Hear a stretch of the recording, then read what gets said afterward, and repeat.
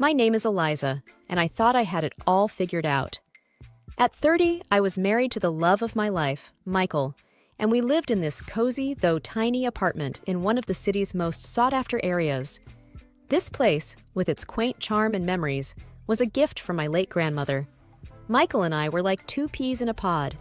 He worked in finance, always dressed in those sharp suits that made him look so handsome. I worked in marketing, a job I loved for its creativity and pace. We were the perfect team, or so I thought.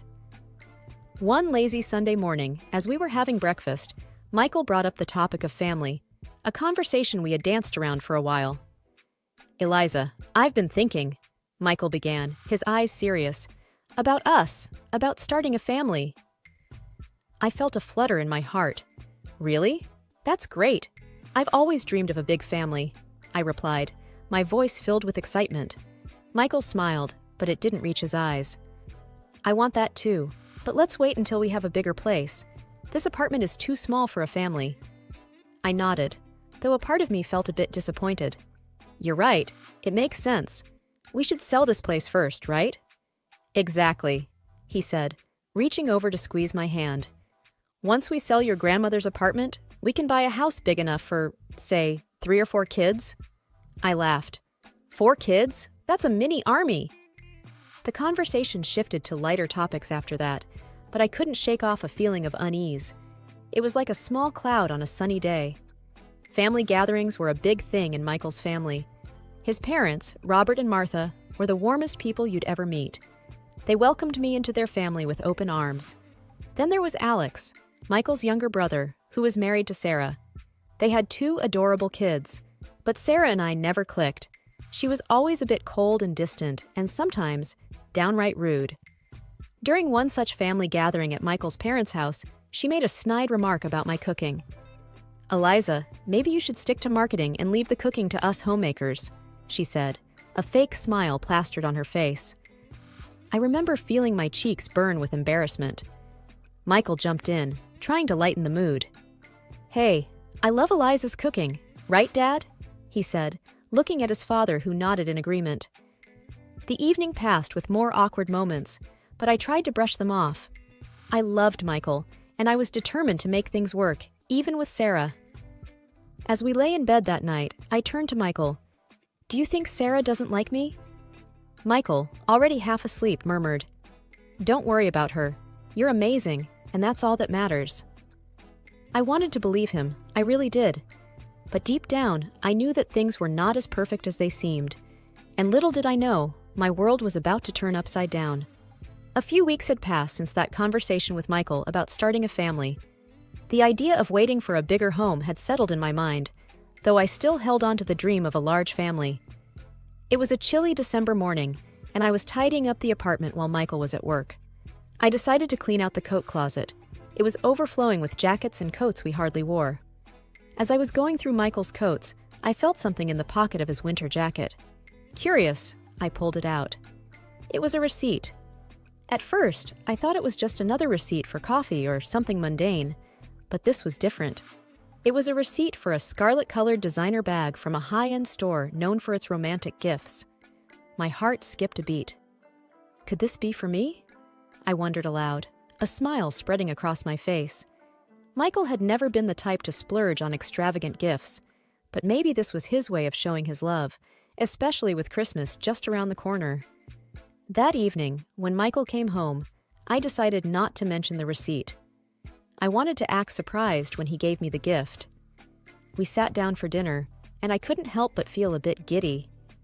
"Michael, what are we doing for Christmas?" I asked casually. He looked up from his plate.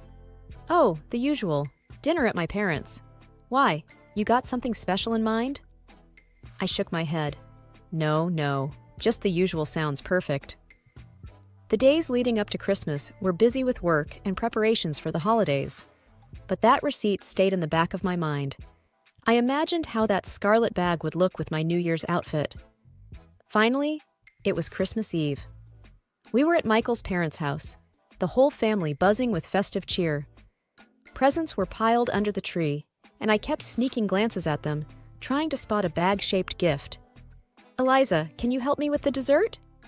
Martha, Michael's mom, called out from the kitchen. "Of course, Martha. Be right there," I replied, happy to lend a hand. As I helped her with the pie, I mentioned the gift. "Michael's been acting a bit secretive. I think he's planning a surprise for me." Martha smiled. "That boy always has something up his sleeve. You're good for him, Eliza." The time came to open the gifts. My heart raced as Michael handed me a medium-sized, neatly wrapped box. It didn't feel like a bag, but maybe. I tore open the wrapping paper to find a set of beautiful porcelain dishes. I looked up at Michael, confused. "Surprise! I know you've been wanting a new set for when we host dinners," he said, smiling. I forced a smile. "They're lovely, Michael. Thank you."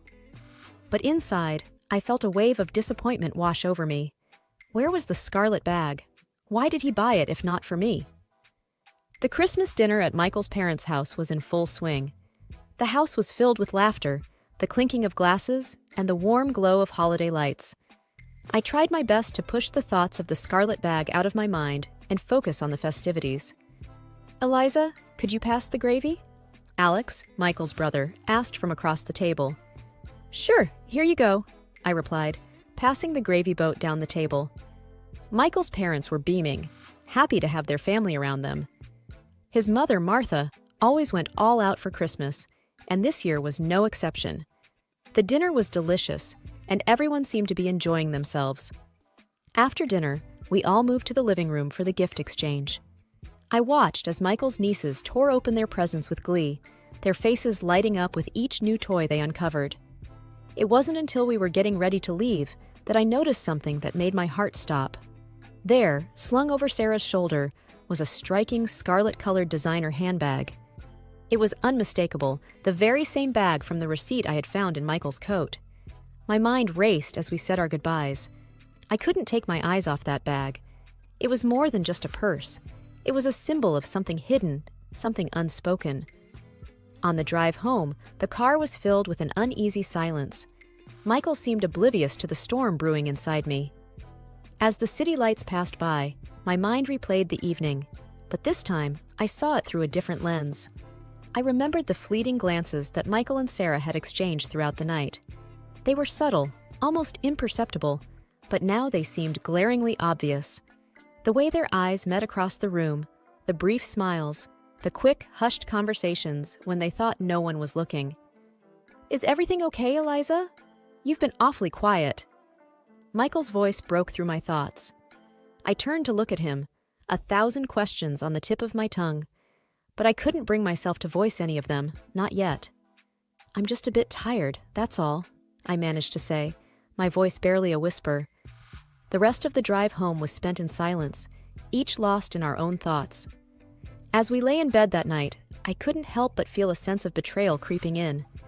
The man I loved, the life we had built together, suddenly everything seemed like a fragile facade, ready to crumble at any moment. In the days that followed Christmas, my mind was in turmoil, haunted by the sight of Sarah with that scarlet designer handbag and the subtle glances exchanged between her and my husband, Michael. The nagging feeling in my gut told me something wasn't right. One cold evening, as Michael sat idly flipping through TV channels, I decided to confront him. "Michael, can we talk? It's about the bag," I said, my voice betraying a hint of nervousness. He looked at me with a casual expression. "What about it? I just helped Alex pick out a surprise for her, that's all." I took a deep breath. "I found the receipt, Michael. It was in your coat. Why didn't you tell me?" He let out a small laugh, trying to wave it off. "Oh, that. It was just a favor for Alex. You're thinking too much into it, Eliza." His response did little to soothe my suspicions. Later that night, as Michael lay asleep, I mustered up the courage to look through his phone. My heart pounded as I scrolled through his messages and stumbled upon a thread that would change everything. The conversation between Michael and Sarah was not just flirty. It was intimate, revealing a deep and long-standing affair. But the true shock came when I read a message where they discussed the biggest secret of all. Alex's children were actually Michael's. The revelation hit me like a ton of bricks. My husband had been in a relationship with his brother's wife, and the children I'd come to adore as my nephews were in fact my stepchildren. I felt sick to my stomach as I read message after message. They spoke of love, of a future together, and, most shockingly, of convincing me to sell the apartment and move the money to a joint account. Tears streamed down my face as the magnitude of the betrayal sank in. I was quick to screenshot the messages, sending them to my email for safekeeping. With a heavy heart, I deleted any trace of my actions from his phone and lay back, my mind spinning with the enormity of the deception. The next morning, I played the part of the unsuspecting wife. Over breakfast, Michael brought up selling our apartment, a conversation we'd had previously. "So, what do you think about the sale? It could be a good move for us." I nodded, my mind racing with plans of my own. "Yes, let's sell it. It's time for a new beginning," I replied, my voice steady despite the chaos within. He smiled, unaware of the storm brewing inside me. That's my girl, always so decisive. Little did he know, I was thinking about my future, but it was a future that was starting to look very different from the one we had planned together. Armed with the bitter truth about Michael's affair and the shock of his betrayal, I knew I needed to act smartly and swiftly. I put on a mask of normalcy in front of Michael while planning my next steps. A few days later, I made an appointment with a lawyer, Mrs. Jenkins, a recommendation from a close friend. Sitting in her office, I felt a mix of nervousness and determination. "Mrs. Jenkins, I have proof of my husband's infidelity, and it's not just any affair. He's been involved with his brother's wife, and their children are actually his," I explained, my voice trembling slightly. Mrs. Jenkins listened intently, her expression serious. "I'm sorry you're going through this, Eliza. Let's go over the evidence you have. We need to plan your next steps carefully." I showed her the screenshots of the messages between Michael and Sarah. She took notes, nodding her head thoughtfully. "This is quite damning evidence. We can use this in your favor, especially in terms of the financial settlement," Mrs. Jenkins said. "However, I advise discretion until we have everything in place. Are you prepared to go through with a divorce?" "Yes, I am. I can't be with someone who's betrayed me like this," I replied, a sense of resolve building within me. Mrs. Jenkins outlined a plan. First, we'd secure my financial assets, especially the money from the apartment sale. Then, we'd proceed with filing for divorce, using the evidence to negotiate a favorable settlement. As I left her office, I felt a weight lift off my shoulders. There was a long road ahead, but I was ready to take it. Back at home, I continued to act as if everything was normal. Michael, oblivious to my discovery and the impending storm, was focused on the apartment sale. "So, I talked to a real estate agent today. He said we could get a good price for the apartment," Michael said one evening over dinner. "That's great news," I replied, keeping my emotions in check. "Do you think it's a good time to put it on the market?" "Absolutely. The sooner we sell, the sooner we can start looking for a new place," he said, unaware of the irony in his words. As the days passed, I worked closely with Mrs. Jenkins, preparing all the necessary documents and securing my financial position. Every conversation with Michael, every smile, was a performance. But it was a performance I needed to maintain a little longer until everything was ready. The day we listed the apartment for sale, Michael was ecstatic. "This is it, Eliza, our new beginning." Little did he know, it was indeed the beginning of something new, but not the future he envisioned. My heart ached with the pain of betrayal, but I was determined to come out of this stronger. The plot I was weaving wasn't just for retribution, it was for my independence and a fresh start. As the new year approached, the plans I had been carefully laying with Mrs. Jenkins were coming together. My facade of normalcy with Michael remained intact, even as my heart grew heavier each day. The final act of my plan was set to unfold during the New Year's Eve party at Michael's parents' house. It was there that I would reveal everything. The evening of the party arrived, and the house was buzzing with the usual festive cheer. Michael's parents had outdone themselves with decorations, and the air was filled with laughter and the clinking of glasses. I mingled with the family, all the while feeling like I was in the eye of a storm. Michael was in high spirits, completely unaware of what was about to happen. "Eliza, you seem a bit quiet tonight. Everything okay?" Michael asked as we found a moment alone in the kitchen. "Just thinking about the new year and all the changes it'll bring," I said, my voice steady. He smiled and wrapped his arm around me. "It's going to be our best year yet." If only he knew. As midnight approached, everyone gathered around with glasses in hand, ready to count down to the new year. I took a deep breath, knowing that my moment was near. As the clock struck 12 and everyone cheered, I turned to Michael. "Before we celebrate too much, I have a special gift for you," I said, my voice loud enough for everyone to hear. I handed him a small, neatly wrapped box. The room quieted as all eyes turned to us. Michael, looking surprised, unwrapped the box. Inside were the divorce papers and a printout of the messages I had found on his phone. His face drained of color as he realized what they were. "What is this, Eliza?" he stammered, his voice barely a whisper. "It's over, Michael. I know about you and Sarah. I know about everything," I said, my voice clear and strong. The room erupted into chaos. Michael's parents looked shocked, his brother Alex was speechless, and Sarah, who had been standing near the back, looked like she might faint. "What are you talking about, Eliza?" Michael's mother asked, confusion and concern in her voice. "Michael has been having an affair with Sarah, and her children are his," I said, the words tasting bitter in my mouth. Michael tried to speak, but no words came out. Sarah started crying, and Alex, who had been silent up until now, turned to his brother. "Is this true, Michael? Tell me this isn't true." Alex's voice was filled with a mix of anger and disbelief. Michael couldn't meet his brother's eyes. The truth was out there for everyone to see, and there was no escaping it. The revelation at the New Year's Eve party sent shockwaves through the room. Michael's family, once a picture of unity and joy, was now a scene of chaos and disbelief. The truth about Michael's affair with Sarah and their plan to embezzle the money from my apartment sale was out, and the reactions were immediate and intense.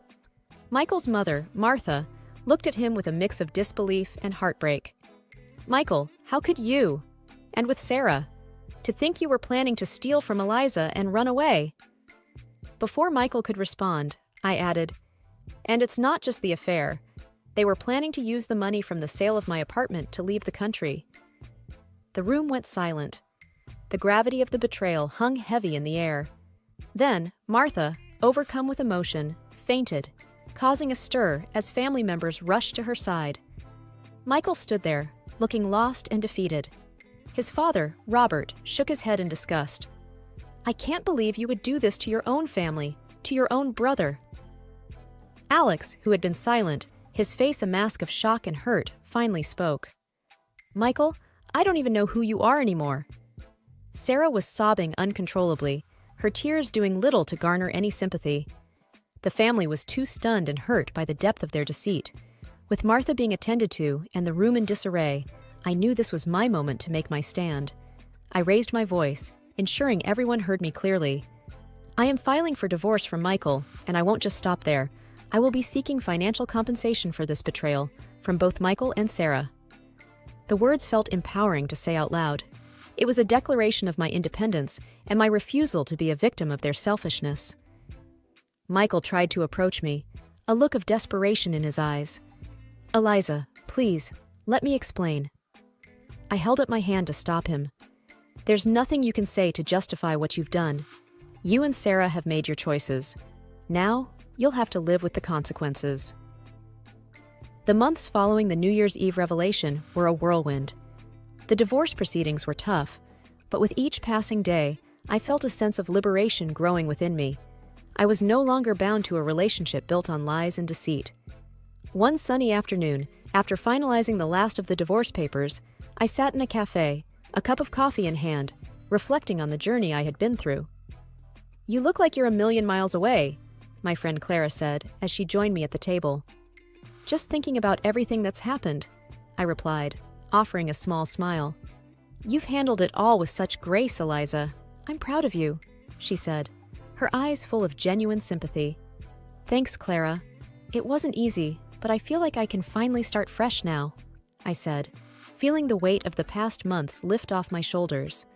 With the divorce settled, I had kept the apartment and received a significant financial settlement from Michael. As for him, his reputation had taken a severe hit, and he lost his job due to the scandal. Sarah and Alex had also gone their separate ways, with the family ties deeply strained. "I heard Michael moved out of the city," Clara mentioned, stirring her coffee. "Yes, he did. And honestly, I'm relieved. It's easier to move on knowing he's not around, I admitted. And what's next for Eliza? Clara asked, a hint of excitement in her voice. I thought for a moment. I want to focus on myself for a while. Maybe travel, pick up some hobbies that I've been neglecting, and who knows, perhaps even start dating again when I'm ready. That sounds wonderful. You deserve all the happiness in the world, she said, reaching over to squeeze my hand. As we chatted and laughed, I felt a sense of hope for the future.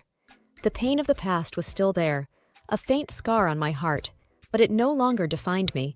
I had emerged stronger and more self-assured. The story of my marriage and its dramatic end would always be a part of me, but it was now just that, a part of my past. Ahead of me lay a path filled with new possibilities and opportunities for growth and happiness. It was the end of one chapter, but the beginning of something new, something entirely my own. A fresh start, a new beginning, and a life that I was ready to embrace fully.